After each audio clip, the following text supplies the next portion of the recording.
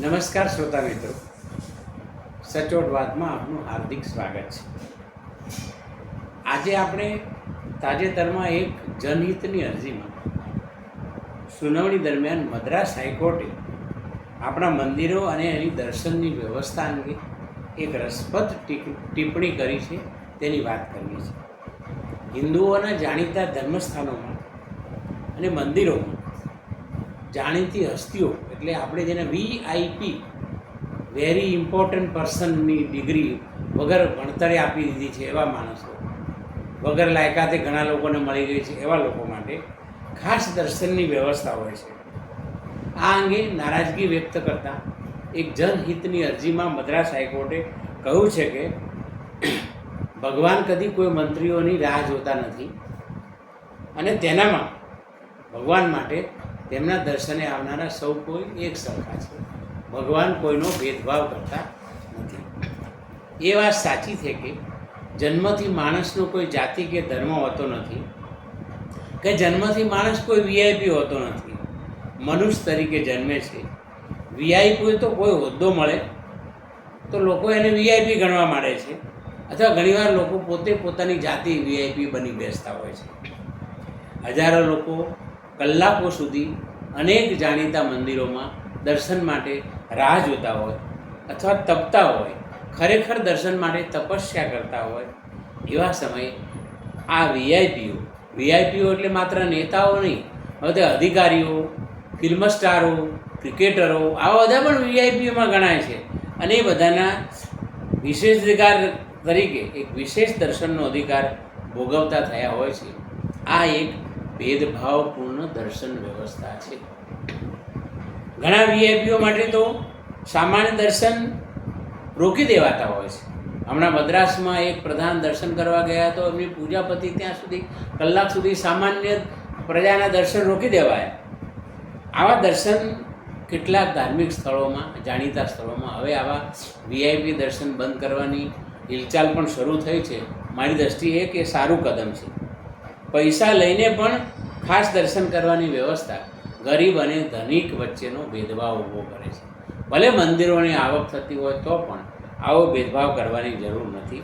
ઈશ્વરના દરબારમાં કોઈનો ભેદભાવ હોતો નથી. હા, મંદિરોની આવક થતી હશે, પણ એના બીજા ઘણા બધા રસ્તાઓ હોય છે. આ માટે પૈસાની કમાણી માટે આવા રસ્તાઓ અપનાવવાની જરૂર હોતી નથી. અને હવે તો આપણા જાણીતા પૌરાણિક સ્થળો કરતાં કેટલાક ધંધાકીય ધર્મસ્થાનો બનવા માંડ્યા છે ઠેર ઠેર, અને એ લોકોએ કમાણીનું સાધન આવા સ્થાનકોને બનાવી દીધું હોય છે. કોર્ટે એ પણ બહુ રસપ્રદ નોંધ લીધી છે કે ખ્રિસ્તી ધર્મના ચર્ચો કે મુસ્લિમ ધર્મની મસ્જિદો એ ઘણી મોટી હોય, ઘણી જાણીતી હોય, પણ ત્યાં આવા કોઈ ખાસ VIP દર્શનની વ્યવસ્થા હોતી નથી. તો હિન્દુ ધર્મમાં આવો ભેદભાવ શા માટે હોવો જોઈએ? મને લાગે છે કે લાખો લોકોની અવરજવર હોય છતાં પણ બીજા ધર્મોમાં આવી વ્યવસ્થા હોતી નથી. હિન્દુ ધર્મમાં ધર્મ અને રાજકારણની એક ભેળસેળ વધુ થઈ ગઈ છે. નેતાઓ અને મંદિરોમાં ભક્તો કે દર્શનાર્થીઓ કરતાં મતદારોના દર્શન થાય છે. અને ધાર્મિક સંસ્થાઓને પણ નેતાઓ કે VIPઓ, ક્રિકેટરો, ફિલ્મ સ્ટારો પોતાના ત્યાં વધુ પ્રમાણમાં આવે તો પોતાના મંદિરનો વધારે પ્રચાર થતો હોય એમાં રસ હોય છે. એના કારણે આવી બધી બદલીઓ અને આવી બધી ભેદભાવપૂર્ણ વ્યવસ્થાઓ ઊભી થઈ છે. ગરીબ અને વિકસતા દેશોમાં જ આવો VIPનો મોભો આપણને દેખાય છે. વિકસેલા અનેક દેશોમાં રાષ્ટ્રપ્રમુખો અને વડાપ્રધાનો જાહેર વાહન વ્યવહારની વ્યવસ્થા બસ, ટ્રેન કે સાયકલ પર જતા જોવા મળે છે. આપણે ત્યાં તો નેતાઓની નીકળતા વધારે મોટો ગાડીઓનો કાફલો જોવા મળે છે. કલાકો સુધી વાહન વ્યવહાર રોકી દેવામાં આવે છે.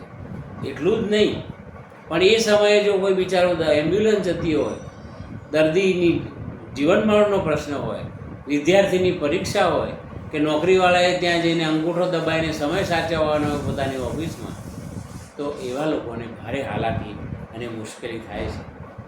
એટલે બીજું, હવે હમણાં તો વચ્ચે એવી સ્થિતિ આપણે ત્યાં લાલબત્તીઓનો ફેશન, લાલબત્તી જાણે કે નેતાઓની પ્રતિષ્ઠાને મોભાનું સ્થાન બની ગયું હોય. અને માની લો કે બંધારણીય હોદ્દા પર રાષ્ટ્રપતિ હોય, વડાપ્રધાન હોય તો સમજી શકે, પણ તાલુકા કક્ષાનો નેતા પણ હવે પોતાની ગાડી પર પોતાનો હોદ્દો લખાવતો હોય કે નંબર પ્લેટ ઉપર પોતાનો હોદ્દો લખાવતો હોય અને બધાને વીઆઈપી થવાના એક અભરખા જાગે. જોકે થોડા વખત પહેલાં લાલ બત્તીની વ્યવસ્થા બંધ થઈ ગઈ, સારું થયું. પણ હજી તો પેલી નેતાઓની ગાડીઓની સાયરનોના અવાજ તો આપણને સંભળાય જ છે, ઘોંઘાટ ભર્યા કાને અથડાતા. આ સાયરનોની વ્યવસ્થા પણ મને લાગે છે કે ધીરે ધીરે બંધ થવી જોઈએ.